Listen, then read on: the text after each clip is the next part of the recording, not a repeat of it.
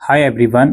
आज हम बात करने वाले हैं सीयूईटी पीजी के थ्रू दिल्ली यूनिवर्सिटी के एडमिशन प्रोसेस के बारे में।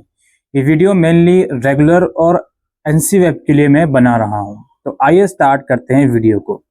तो सबसे पहले बात तो आपको ये समझना पड़ेगा, सीयूईटी पीजी का एग्ज़ाम मार्च के मंथ में कंडक्ट होगा। अभी as on today's date sheet आई नहीं है, बट बहुत जल्द आ जाएगी। तो मार्च के मंथ में सबसे पहले आपको सीयूईटी पीजी में अपियर होना है। उसका रिजल्ट फिर वो लोग अप्रैल के एंड तक या मई के फर्स्ट वीक तक दे देंगे। सीयूईटी पीजी का जब रिजल्ट आ जाएगा, उसके बाद एनटीए का योगदान या एनटीए की रिस्पॉन्सिबिलिटी खत्म हो जाएगी। फिर आपका डीयू की रिस्पॉन्सिबिलिटी या डीयू का प्रोसेस शुरू होगा।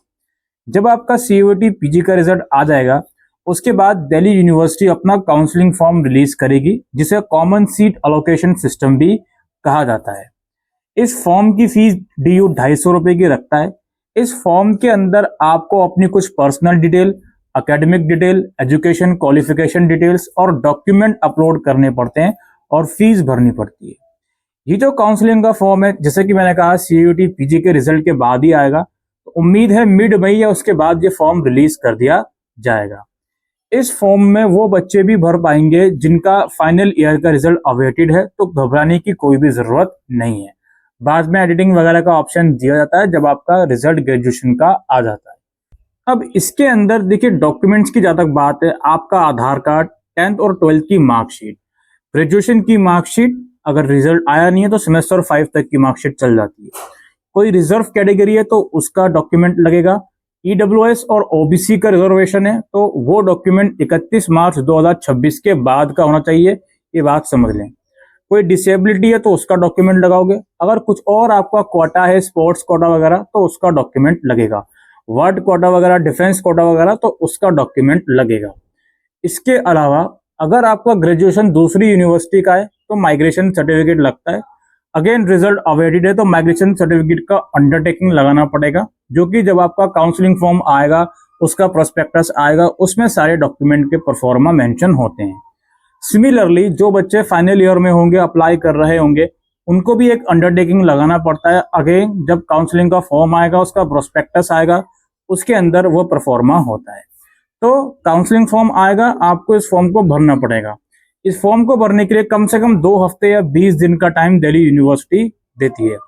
उसके बाद दिल्ली यूनिवर्सिटी इसके रिजल्ट का प्रोसेस शुरू करती है, काउंसलिंग के रिजल्ट का प्रोसेस। इसमें क्या होता है, जैसे मान लीजिए आपने फॉर्म भर दिया, काउंसलिंग फॉर्म, जिस प्रोग्राम के लिए आपको अप्लाई करना था आपने अप्लाई कर दिया, मल्टीपल प्रोग्राम्स के लिए करना था कर दिया अप्लाई, कोई दिक्कत नहीं है। एक बात याद रखिएगा, अगर आप मल्टीपल प्रोग्राम के लिए अप्लाई करते हो तो फीस उसी के अकॉर्डिंग जाएगी। जैसे मैंने अगर एमए पॉलिटिकल साइंस और लॉ के लिए अप्लाई करा है तो दोनों की फीस मुझे देनी पड़ेगी 500 रुपए, यानी कि 250 प्लस 250। नाउ जब आपने फॉर्म भर दिया, अपना कोर्स का प्रेफरेंस दे दिया, कॉलेज का प्रेफरेंस दे दिया, उसके बाद सीट अलोकेशन के रिजल्ट्स के राउंड शुरू होंगे। Mainly 3 round initially Delhi university release करती है, जरूरत पड़ने पर और फर्दर राउंड या स्पोर्ट काउंसलिंग भी आती है। एक पर्टिकुलर राउंड का रिजल्ट आया, जैसे कि फर्स्ट राउंड का जब रिजल्ट आता है, उसमें क्या होता है कि डीयू अपनी वेबसाइट पर courses wise, college wise cut off release करेगी और अपना जो भी काउंसलिंग का पोर्टल है उसके अंदर भी कट ऑफ रिलीज करेगी। और उसके अंदर ही लॉगिन करके आपको ये देखने को मिलेगा कि फर्स्ट राउंड में आपको कोई सीट मिली है या नहीं मिली। अगर फर्स्ट राउंड में आपको कोई सीट मिलती है तो आपको उस सीट को ऑनलाइन ही एक्सेप्ट करना पड़ेगा। उसके बाद जो डॉक्यूमेंट अपलोडेड हैं आपके, वो वेरीफाई होंगे। वेरिफिकेशन के बाद पेमेंट का लिंक आ जाएगा, मेकिंग पेमेंट आपका एडमिशन कंफर्म हो जाता है। और अगर वेरिफिकेशन के टाइम में डॉक्यूमेंट में कोई गड़बड़ी होती है तो यूनिवर्सिटी आपके पोर्टल पर नोटिफिकेशन डाल देता है, उसे री अपलोड करने का ऑप्शन देता है। तो इस चीज को जरूर ध्यान रखें। इस बीच आपको ये बात भी समझनी है कि जो यूनिवर्सिटी शेड्यूल रिलीज करता है कि फर्स्ट राउंड किस डेट को आएगा, उसके बाद किस डेट तक आपको ऑनलाइन सीट एक्सेप्ट करनी है, किस डेट तक फीस पेमेंट करनी है, प्लीज उस शेड्यूल को स्ट्रिक्टली ध्यान में रखिएगा। नोटिफिकेशन आएगी वेबसाइट पर, उस चीज को ध्यान में रखिएगा। ये पहला राउंड यहाँ पे समाप्त हुआ। अब अगर पहले राउंड में किसी को सीट नहीं मिलती तो डायरेक्टली वो सेकंड राउंड के लिए एलिजिबल हो जाता है। और अगर पहले राउंड में आपको कोई सीट मिलती है, आप उससे सेटिस्फाइड नहीं हो कॉलेज से या कोर्स से, तो आपको पहले राउंड में एडमिशन लेना पड़ेगा। After making payment you have to decide कि अगर आप सीट से सेटिस्फाइड हो तो उसको फ्रीज कर लें, अदरवाइज अपग्रेड कर लें। अपग्रेड करने के बाद क्या होगा, जब सेकंड राउंड का रिजल्ट आएगा या तो आपको हायर प्रेफरेंस मिल जाएगा या आपकी जो फर्स्ट राउंड वाली सीट है वो रिटेन हो जाएगी। तो ये आप लोगों को समझना है, यानी कि अपग्रेड करने के लिए, अपग्रेडेशन करने के लिए ये जरूरी है फर्स्ट राउंड में एडमिशन लीजिए, उसके बाद ही आप नेक्स्ट राउंड में अपग्रेड के लिए एलिजिबल होंगे। ये प्रोसेस होता है दिल्ली यूनिवर्सिटी के अंदर।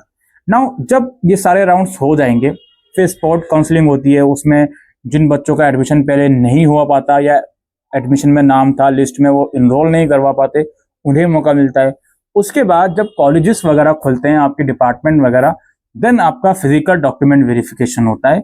जो डॉक्यूमेंट आपने ऑनलाइन अपलोड करे थे, जो कुछ आपने अंडरटेकिंग लगाया था, उसका फिर ओरिजिनल डॉक्यूमेंट्स आपको अपने कॉलेज वगैरह में वेरिफिकेशन के लिए जाना पड़ता है।